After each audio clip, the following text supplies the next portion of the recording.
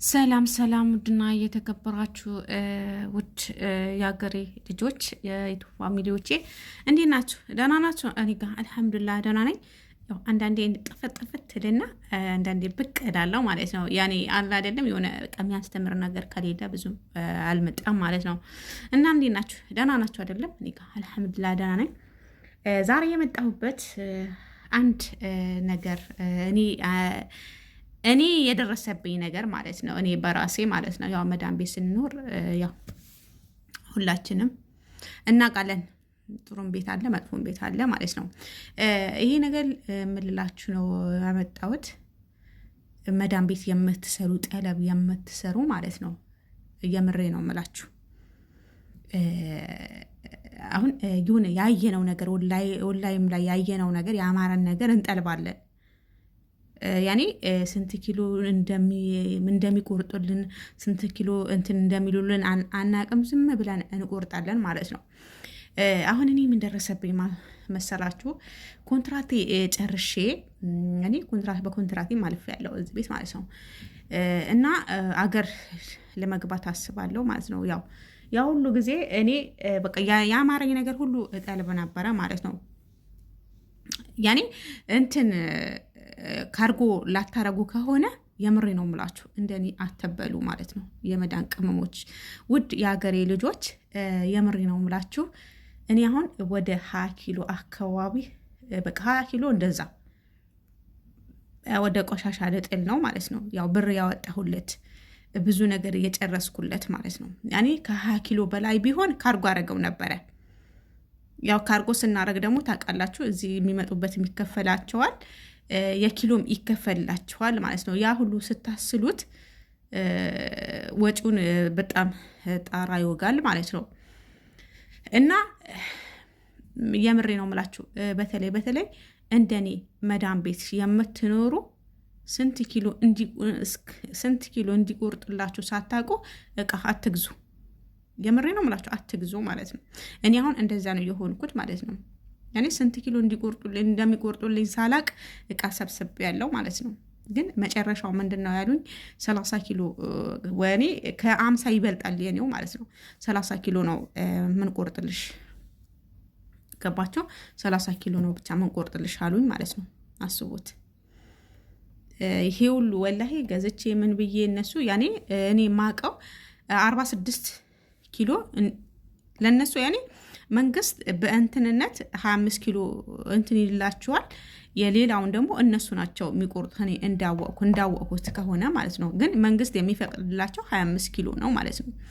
ሌላውን ደግሞ ወደ 21 ኪሎ በራሳቸው ነበር ጨምረው እንደሚቆርጡት ማቀው ማለት ነው። ግን እነሱ በቃ 30 ኪሎ ብቻ ነው የሚፈቀደው፣ 7 ኪሎ ደግሞ የእጅ አሉኝ። ገባችሁ? የምሬ ነው የምላችሁ ማለት ነው። እኛ በቃ አለ አይደለም ይሄ እንትን ላይ ወላይ ላይ ያየነው ነገር ያማረን ነገር በቃ በምን እንወስደዋለን አንልም እኮ በምን እንወስዳለን አንልም፣ ስንጠልብ ማለት ነው። የምሬ ነው የምላችሁ ማለት ነው። ሻንጣ ላይ ሲገባ ወደ ሀገራችሁ ለመውሰድ ሲገባ ትንሹ ነው ኪሎ የሚሆነው ማለት ነው። ብዙም ዕቃ ራሱ አይዝም። የምሬ ነው የምላችሁ።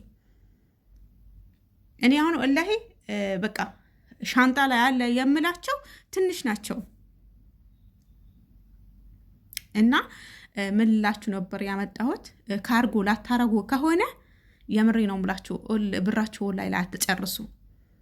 ኦንላይን ላይ ብር አትጨርሱ፣ አትጥለቡ፣ ምንም ነገር አትጥለቡ። በቃ እስከ መጨር ደግሞ በቃ ለምን ራሱ አንዳንድ እንደኔም እንዳለሁበት መዳሞች የተረገሙ መዳሞች ይኖራሉ ማለት ነው። እንኳን የኔው 30 ኪሎን ብለውኛል። ሌሎች ወላ ቦታ እኮ ልክ መንግስት እንትን ያላላቸው መጃኔ የሆነ የሚሉት ነገር አለ ማለት ነው። በዛ የሚልኩ አሉ። ገባቸው? ያን ሳታውቁ እኔ እቃ ባታበዙ ባጠልቡ ባይነኝ ማለት ነው። ግን ውጭ የሚሄዱት በራሳቸው ብር ስለሚቆርጡ እኔ ምን መሰላችሁ፣ አሁን እዚህ እንዲህ ስላችሁ ደግሞ እንትን ላይ አታረጊም ነበር ወይ እነ ፍቄ ምናምን፣ ወላሂ የእነሱ ቁጥር ራሱ ሰጥቼ ነበረ ማለት ነው።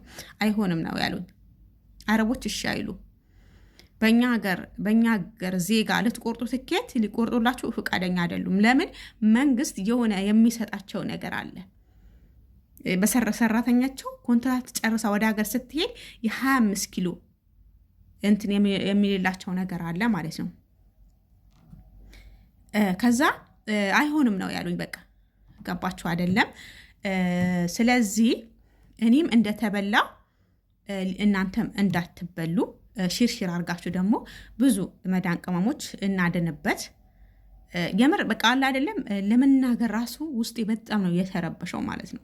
ውስጤ በጣም ነው ያመመኝ ማለት ነው። የምሬ ነው የምላችሁ ማለት ነው። እኔ ብዙ ነበር የገዛሁት፣ ያኔ በእንትን ያኔ በትንሽ ብር አልነበረን የገዛሁት ማለት ነው። የምሬ ነው የምላችሁ። ምንጣፎች አሉ፣ እቃዎች አሉ። ግን በቃ በጣም ነው እንትን ያልኩት እላችኋለሁ ውዶቼ። እና እንዳንበላ የምር የዚህ ሀገር ያለ እቃ አገራችን ላይም አለ። የዚህ ሀገር ያለ ልብስ አገራችንም ላይ አለ። እኛ አሁን የምናየው በዚህ ሀገር የሚገዛው የብሩ መጠን ነው የምናየው ማለት ነው። ግን እዚህ ሀገር የምንገዛበትን ብር አገርም እንገዛበታለን። የምሬ ነው የምላችሁ። ምሳሌ እንውሰድና አንድ ሽፎ በቀላሉ 150 ድርሃም ነው እዚህ ሀገር ማለት ነው። አይደለም እንዴ? 6000 አገራችን ሲገባ 6000 ምናምን ብር ይሆናል ማለት ነው። ወላሂ ዘና ያለ ሽፎን ይገዛል አገርም ቤት ማለት ነው። አገርም ቤት ዘና ያለ ሽፎን ይገዛል። እኔ በትንሹ ነው ይሄ ነገር እምላችሁ ማለት ነው። ለምን ወላሂ ለፍተን ስንት ነገር ሽንት ቤት ላይ ተቃጥለን ብዙ ነገር ሆነን ነው ይሄ ነገር የምናገኘው ማለት ነው። ያው ታውቁታላችሁ። መዳም ቤት ውጭ ላይ የምትሰሩ ሳይሆን መዳም ቤት የምትሰሩ ታውቁታላችሁ ማለት ነው። የምሬ ነው የምላችሁ። በጣም ነው የተሰማኝ። በቃ በጣም ማለት ነው። ያው ምንም ማድረግ አልችልም። ባዳ ናቸው። ያው ወላጆች አይደሉም። በግድም ላስገደዳቸው አልችልም። ምክንያቱም መንግስት የሚፈቅድላቸው 25 ኪሎ ነው። እነሱ በፍቃደኛ ናቸው አሉ። ብዙ ጥሩ መዳሞች አሉ። እንኳን ከ50 በላይ ራሱ የሚቆርጡ አሉ። ከ50 በላይ ራሱ የሚቆርጡ መዳሞች አሉ። ያኔ በአንድ መዳም ሁሉም መዳም መጥፎ ነው ማለት አይደለም። እና እንደዛ ላችኋለሁ ውዶቼ። ተማሩበት። ለሌሎችም ደግሞ ትምህርት እንዲሆናቸው ሼር አድርጋችሁ ለብዙ ቦታ እንዲደርስ አድርጉልኝ እላችኋለሁ ውዶቼ። ውድ የሀገሬ ልጆች እና እወዳችኋለሁ። ባላችሁበት ቦታ ያላ ሰላምታ እዝነት በእናንተ ላይ ይሁን እላችኋለሁ። ለቤቴ አዲስ የሆናችሁ ሰብስክራይብ አድርጉኝ፣ ላይክ ኮመንት አድርጉልኝ፣ አበረታቱኝ። የቤቴ ቤተሰቦቼ ደግሞ ኮመንትና ላይክ ማድረጋችሁን እንዳትረሱት። እወዳችኋለሁ። ምንም ማለት አይደለም። እኔ ካለው ነገ መገዛዋለሁ ማለት ነው። አይደለም እንዴ? ያው አልሐምዱሊላህ ነው የምለው። ምክንያቱም ምንድን ነው ምንም አይደለም እንዴ? ምንም ነፍስያ ራሱ እኮ ስንት ነፍስያ አተው ስንት የሚሄዱ አሉ። እና ነገ ራሴ እኔ ካለው እተካዋለሁ የሚለውን ደግሞ ልቤ ይነግረኛል እላችኋለሁ ውዶቼ። እና ተማሩበት።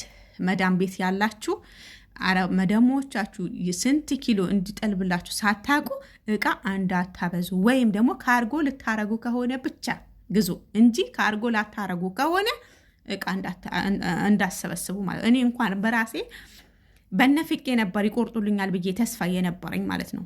ግን እንዳሰብኩት አይደለም እላችኋለሁ ውዶቼ። ባይ ባይ። አላህ ይጠብቅልኝ።